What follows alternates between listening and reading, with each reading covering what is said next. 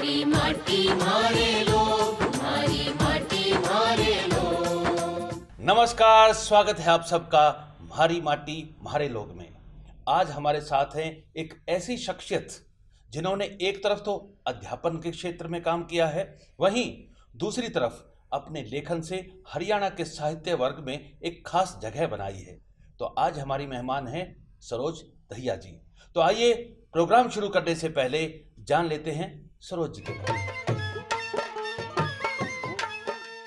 वरिष्ठ साहित्यकार श्रीमती सरोज दहिया जी का जन्म 14 अगस्त 1958 को पानीपत के गांव चुलकाना में हुआ। अपनी 10वीं तक की शिक्षा उन्होंने राजकीय हाई स्कूल चुलकाना से पूरी की। इसके अलावा उन्होंने बीएड की डिग्री और स्नातकोत्तर डिग्रियां हिंदी और इतिहास में प्राप्त की। मास्टर आजाद सिंह से विवाह सूत्र में बंधने के बाद लंबे समय तक वो अध्यापन के साथ साथ लेखन कार्यों से भी जुड़ी रही। हरियाणवी में श्री राम कथा, हरियाणवी गीता ज्ञान और हरियाणवी काव्य पटरानी जैसे अनोखे लेखन के अलावा उनकी कई पुस्तकें प्रकाशित हो चुकी हैं। इनमें से उपन्यास कहाँ कहाँ पैबंद लगाऊं, भ्रूण हत्या पर आधारित हरियाणवी नाटक शीला स्याणी, आंचलिक उपन्यास सूरजमुखी और देख तमाशा कठपुतली का प्रमुख हैं। इनकी 2 पुस्तकें हिंदी कविता संग्रह सरोज शतदल और हरियाणवी खंड काव्य पटरानी हरियाणा साहित्य अकादमी के अनुदान से प्रकाशित की गई हैं। इसके अलावा देश और प्रदेश के विभिन्न समाचार पत्रों और साहित्यिक पत्रिकाओं में भी इनका लेखन प्रकाशित होता रहता है। अपने उम्दा लेखन के लिए हरियाणा साहित्य अकादमी द्वारा भी पुरस्कृत और जन विकास समिति द्वारा सम्मानित श्रीमती सरोज दहिया जी आजकल स्वतंत्र लेखन में पूरी तरह डूबी हुई हैं। मैम नमस्कार। नमस्ते मैम, आप तो अध्यापन से जुड़ी हुई थी और आपके अंदर से अचानक लेखन के प्रति रुझान शुरू हुआ, तो ये कैसे हुआ? देखिए, अध्यापन तो मेरे जीवन का सच पूछो तो तीसरा काम है। अच्छा। मेरे जीवन की शुरुआत कृषि और पशुपालन से हुई। ओके। उसके बाद मेरे को सेंट्रल गवर्नमेंट में एलडीसी क्लर्क की नौकरी मिली। अच्छा। 9 साल मैंने नौकरी की।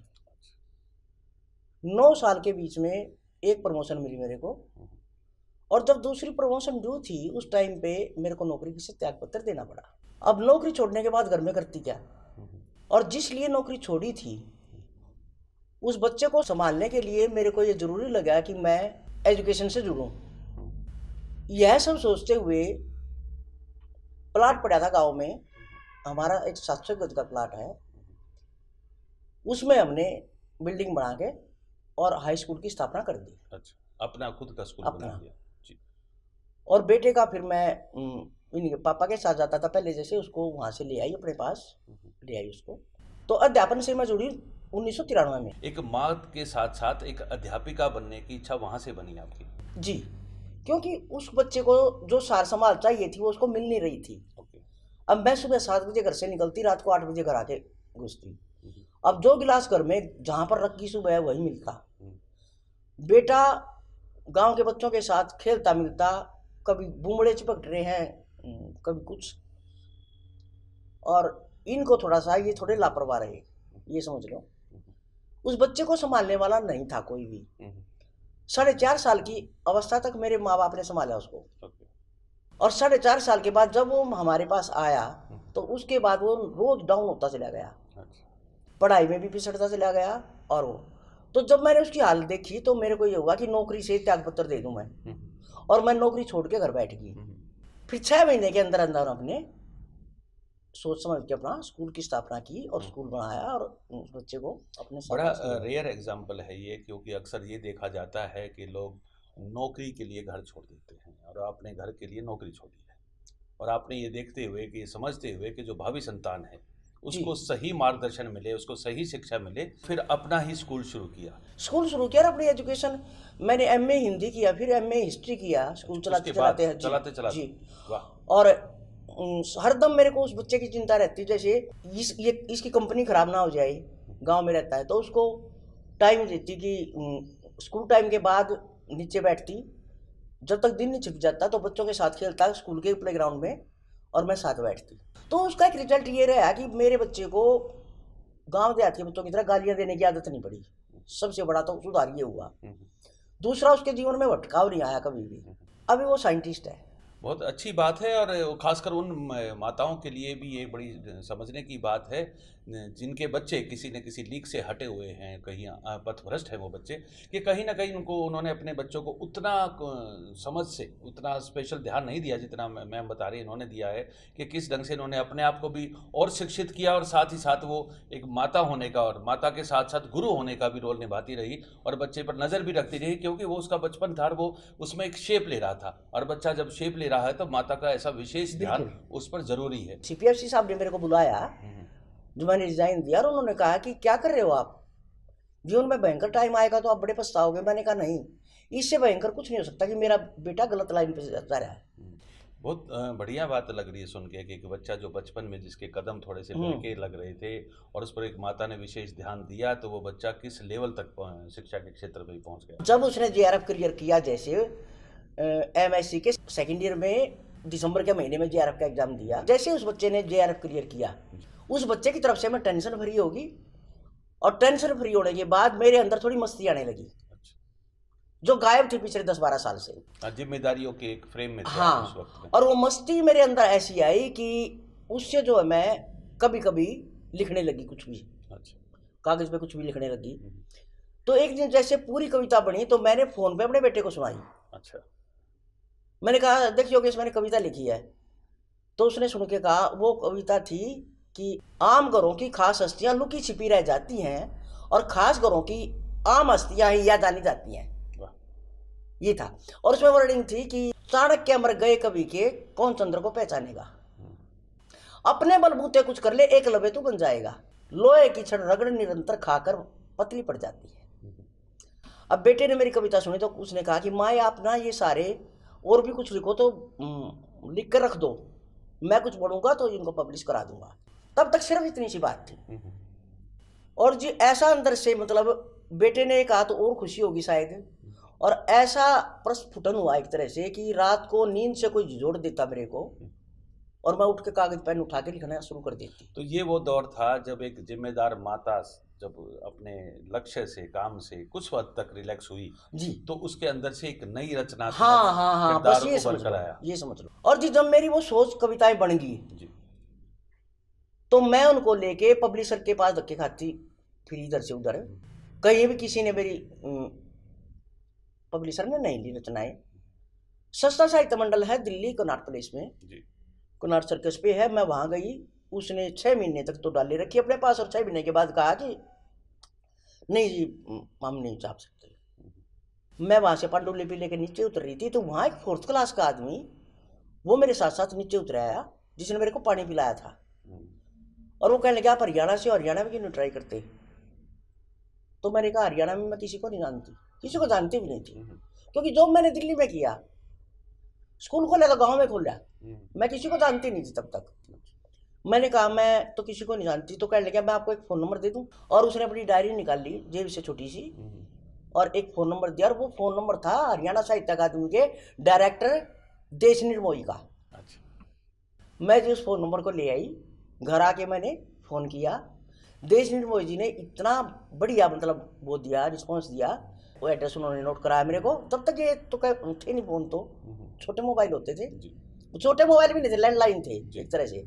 तो जी मैंने वहाँ लिफाफा भेजा और उन्होंने मेरे पास फार्म भेज दिया, फार्म भेज दिया, मैंने 100 कविताएं भेज दी, तो उन पर अनुदान मिल गया, और अनुदान मिल गया तो वो सबकी। वाह, तो यहाँ से एक मतलब सही में जिसको कहे मान्यता प्राप्त लेखिका आप बननी शुरू हो गई कि आपकी एक जो लेखन था वो साहित्य अकादमी के पेजों पर उसकी किताबों में आ गया जी। मैम आपसे जब बात हो रही थी तो पहली बार आपका जो फोटो खींचा था बड़ा रोचक किस्सा आप सुना रहे थे, एक बार फिर से सुनाएंगे जरा। फोटो का ऐसा है जी कि मैट्रिक तक तो फोटो का मतलब नहीं था। अच्छा, हमारे टाइम में दरअसल मैंने 74 में मैट्रिक किया, तब फोटो नहीं होते थे लड़कियों के, मतलब लड़कियों के फोटो करवाने की परंपरा कम थी। नहीं, सरकार ही नहीं मांगती थी। अच्छा, सरकार भी नहीं मांगती, बोर्ड में भी नहीं जाते थे लड़कियों के फोटो। अच्छा, और उसके बाद कॉलेज में भी मैंने कुरुक्षेत्र से प्राइवेट बीए किया, तो कॉलेज में के फॉर्म पे भी फोटो नहीं लगते थे लड़कियों के। अच्छा, तो जब मैंने सर्विस के लिए अप्लाई करना था शुरुआत में, तो तब फोटो की जरूरत पड़ी।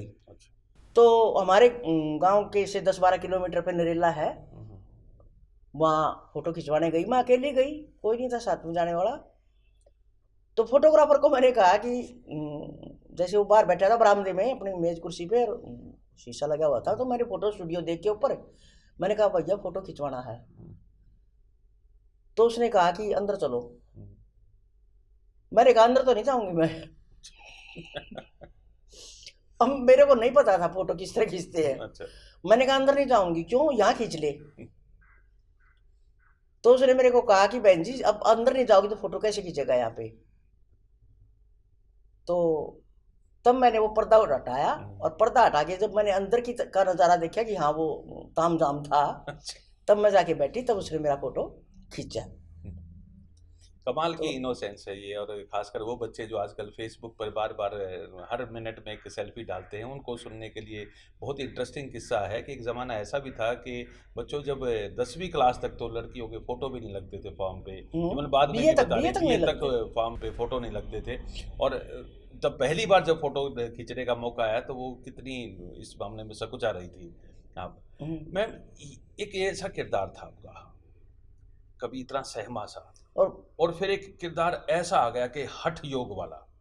बहुत सारे तरीके के आपने हठ योग किए हैं, बार बार अपने आप से भी आपने प्रयोग किए हैं, और आपने एक तरह से मुझे लगता है लिखने का भी हठ योग ही है आपका, कि अचानक आपने जब लिखना शुरू किया तो आपने एक साथ इतनी सारी किताबें लिख दी, और अभी भी सुना है कि 10-12 किताबें तो आपकी और भी पाइपलाइन में।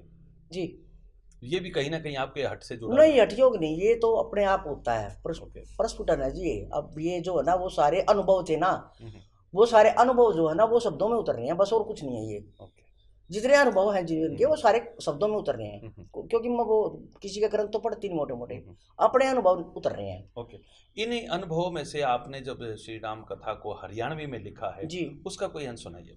मैं आपको सुनाती हूँ। जब राजा दशरथ के 4 बेटे हो गए उस टाइम पे, भरा भराया भवन भूप का, 4 रतन अनमोल मिले, 2 गोरे 2 गहरे रंग के, फूल कमल से खिले खिले। सरोज जी का जो ये लेखन है ये अपने आप एक अच्छा उदाहरण पेश करता है कि हम एक भाषा के ही पैरामीटर में हमें नहीं बांधना चाहिए साहित्य को। ऐसा कोई ज़रूरत नहीं है कि संस्कृत में ही रामायण बहुत अच्छी हो सकती है या फिर हिंदी में हो सकती है, ये हरियाणवी में भी बहुत खूबसूरत हो सकती है। इसी का एक एग्जाम्पल है जो हरियाणवी में राम कथा लिखी है। मैम, आपने बहुत कुछ लिखा है और ख़ासकर हरियाणवी में लिखा है। आपने तो गीता भी हरियाणवी में लिख दी, आपने रामायण भी हरियाणवी में लिखी है, तो ये हरियाणवी में लिखने का रुझान कैसे शुरू हुआ? मुझे नहीं पता था मैं कभी हरियाणवी में लिखूंगी। 2 किताबें हिंदी की आने के बाद, और मैंने हमारे अंदर जो भाव होते हैं, भाव बनते हैं, वे 31 भाव मैंने कागज पे लिखे, और मेरे दिमाग में आई इनमें मैं इन पे जो है ना विश्लेषणात्मक निबंध लिखूंगी। तीसरी किताब की मैंने रूपरेखा तैयार की, और मैंने जैसे ही उसको लिखना शुरू किया 1-1.5 पेज में एक निबंध का मैं लिख पाई थी अपने आप।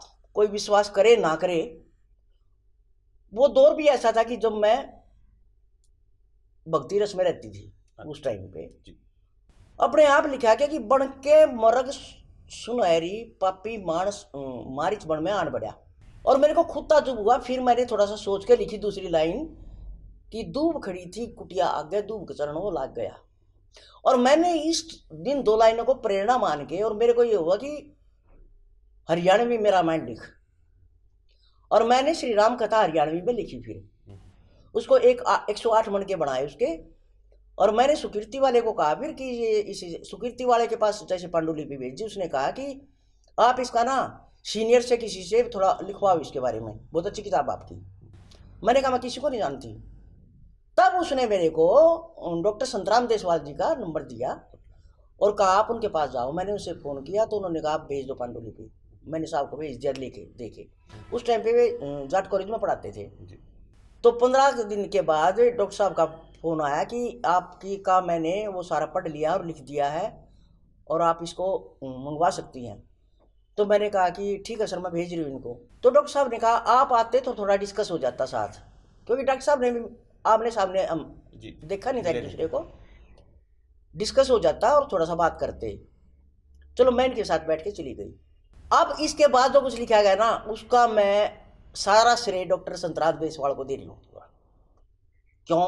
अब ये सुनो, डॉक्टर साहब ने जो प्राकथन लिखा श्री राम कथा का, मेरे को आंसू आ गए उसको पढ़ के। तो खुद बहुत गुणी आदमी हूँ। उसको पढ़ के आंसू आ गए और मैं बड़ा आभार उनका मन में। तो उन्होंने कहा आपके अंदर टैलेंट है, आप इसको अगर थोड़ा विस्तार देते तो ये हरियाणवी का पहला महाकाव्य बनता।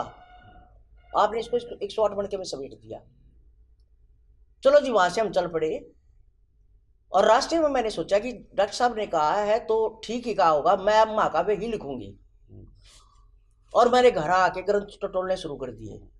फिर मेरे को नहुषपुत्र राजा ययाति का एक प्रसंग मेरे को अच्छा लगा और मैंने उस पर फिर जिसपे हरियाणा साहित्य अकादमी ने मेरे को पुरस्कार दिया 2015 में, वो प्रबंध काव्य फिर मैंने लिखा। इस बीच में मैंने गीता भी लिख दी थी, गीता का अनुवाद भी कर दिया था। तो इस तरह से मेरी 3 पुस्तकें हरियाणवी में प्रकाश में आई।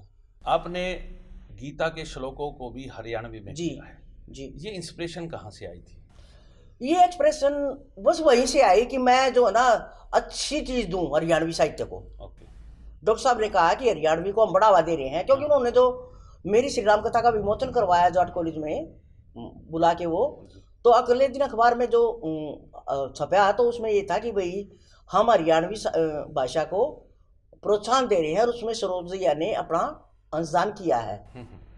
बहुत अच्छी बात है ये, और खासकर वो लोग जो रचनात्मक क्षेत्र से जुड़े हुए हैं वो इस बात को ध्यान दें कि जब आप किसी गुणी व्यक्ति का कुछ जो उभर रहा है, जो आ रहा है, जो जुड़ना चाहता है दुनिया से, और अगर वो आप उसका जब सहयोग देते हैं, अपने सकारात्मक सहयोग जो देते हैं, उसका कितना अच्छा असर आता है कि इनको उससे इंस्पिरेशन मिली, इनको उनसे मोटिवेशन मिला, इनमें एक जोश जगा कि क्यों ना मैं इस काम को और आगे बढ़ाऊँ। बहुत अच्छी बात है। तो जब आपने ये गीता के श्लोक ट्रांसलेट किए तो वो तो संस्कृत में थे, फिर आपने उनको हरियाणवी में किया, तो क्या मुश्किल आपको इसमें आई?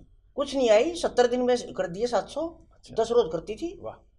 और उसकी मैं आपको अपनी भाषा बताऊं कि इसमें एक श्लोक है, उसमें श्री कृष्ण जी कह रहे हैं कि जब इंसान उस परम तत्व को पा लेता है तो उसे फिर भारी आडंबर की किसी चीज की जरूरत नहीं रहती।